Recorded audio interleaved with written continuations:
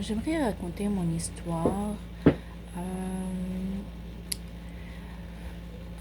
Euh, j'ai une autre vidéo que j'ai faite avant en racontant en détail tout ce qui s'est passé avec nous, mais aujourd'hui, j'aimerais juste partager toute la violence qu'on a vécue et les crimes qui sont commis contre la société par la DPJ, Direction de la protection de la jeunesse. Ce qu'ils appellent eux autres interventions, c'est juste des enlèvements par force. Ils ont enlevé mon enfant par mensonge. Ça, c'est un crime. Ils ont commis beaucoup de crimes contre nous. Ils ont fait des distorsions de faits et des manipulations pour créer des scénarios pour séparer ma fille de moi. Ils ont même piégé des juges à prendre des décisions injustes contre nous. Ils obligent les victimes à changer leur perception de la DPJ, sinon ils vont pouvoir jamais voir leurs enfants, les récupérer. Ils déprivent les enfants de leur seule famille. Ils séparent les mères et les pères à travers en arrachant les enfants de leurs parents. Ils obligent les enfants à vivre avec des étrangers. Ça, c'est un gros crime. Ils changent beaucoup de famille aux enfants au lieu de les retourner à leur propre famille. Ils ont essayé de nous violenter pour nous rendre malades physiquement, psychologiquement, pour qu'on devienne incapable de prendre soin de nos enfants, puis pour pouvoir nous incriminer après ça. En fait, ils volent l'argent du gouvernement de cette façon indirecte en disant qu'ils sont en train de pousser la société à travailler et arrêter ceux qui prennent des bénéfices, comme les Inuits à cause des pensionnats. La réalité, c'est qu'ils vendent nos enfants en fait sous le nom d'adoption. Quand les parents lâchent leurs enfants, ou bien quand les parents finissent par se suicider, ou bien par quitter le pays. Ils accusent les parents en essayant, qui essayent de retourner leurs enfants chez eux, qui sont des kidnappeurs sur Amber Alert. Aussi, ils prennent avantage de la maladie des parents si jamais ils ont des problèmes physiques. Ils savent qu'ils sont faibles et c'est pourquoi ils sont targeted. Ils savent qu'ils ne peuvent pas se défendre. Et voilà, ils prennent avantage de leur état de santé ou de leur vulnérabilité pour pouvoir enlever leurs enfants facilement sans défense. Bien sûr, ils ont des criminologues qui savent c'est quoi la définition d'un enlèvement, mais malgré ça, ils viennent pour enlever nos enfants.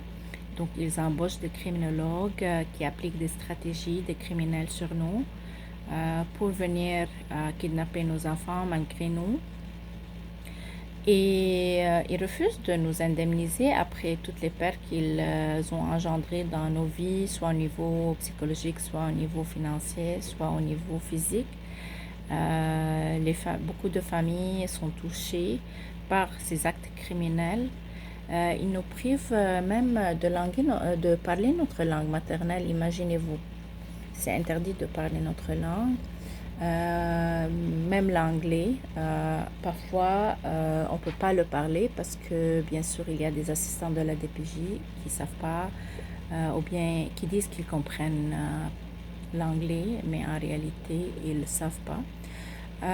Aussi, ils empêchent nos enfants de dire maman et papa. Oui, jusqu'à ce point. Ma fille, elle osait pas dire maman durant les visites.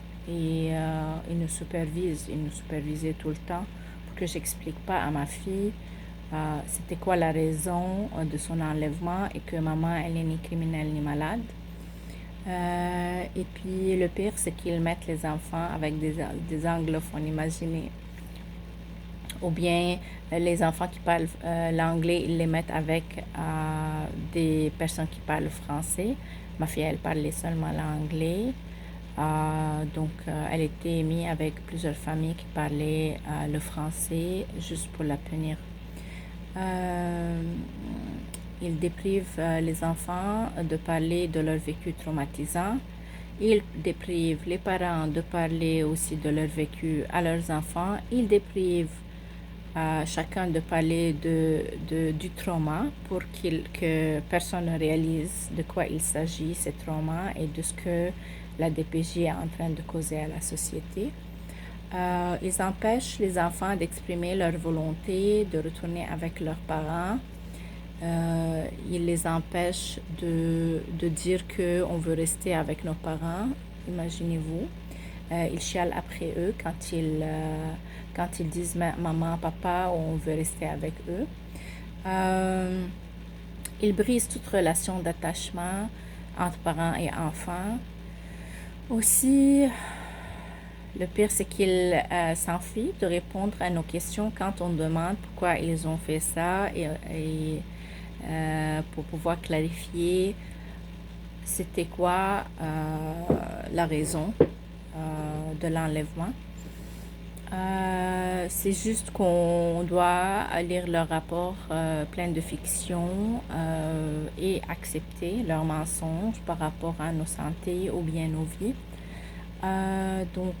Aussi, ils n'acceptent pas de prendre la responsabilité après la peine qu'ils nous ont infligée, nous et nos enfants. Ils nous obligent à payer des fortunes pour les avocats pour pouvoir récupérer nos enfants. Et là, moi aussi, j'ai dû payer pas seulement des fortunes pour récupérer mon enfant, qui n'est pas toujours avec moi.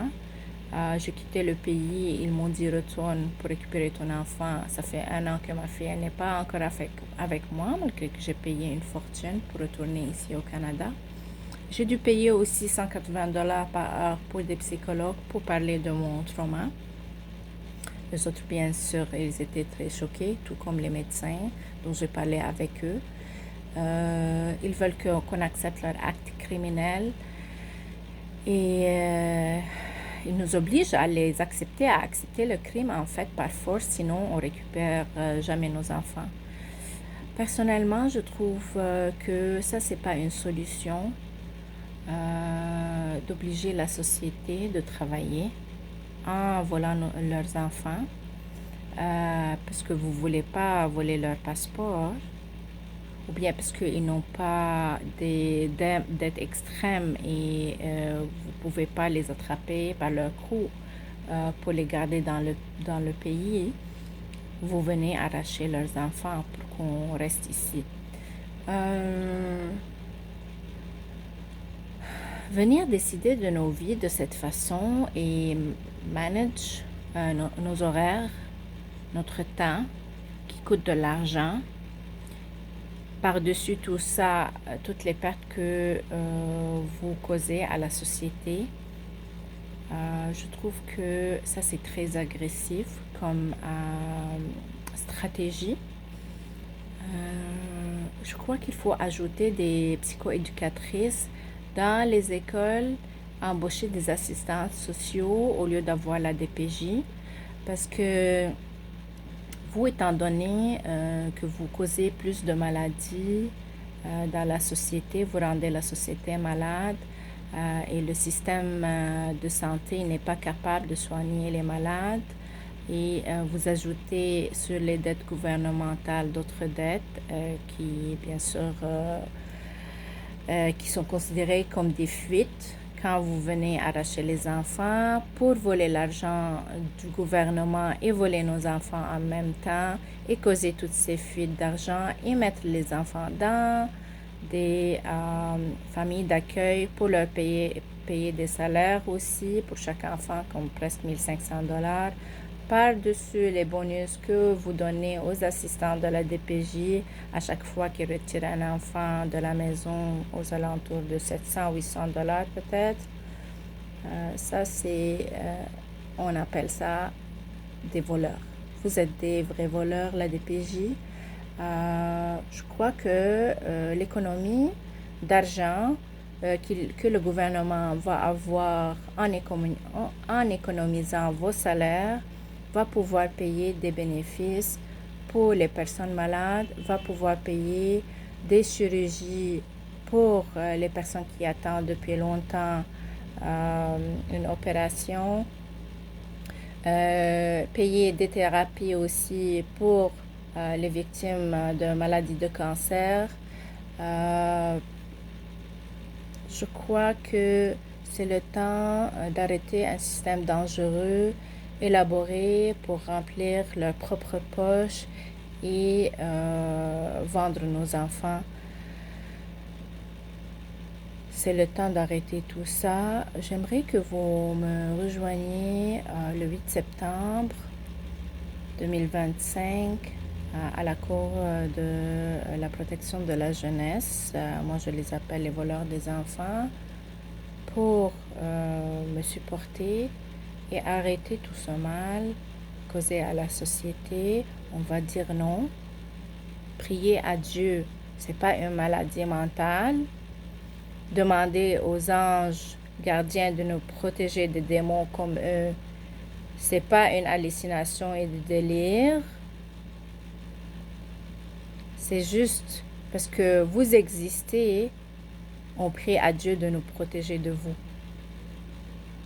Vous serez les bienvenus pour m'accompagner à la chambre de la jeunesse rue Bellechasse à Montréal le 8 septembre dès le matin. Merci beaucoup.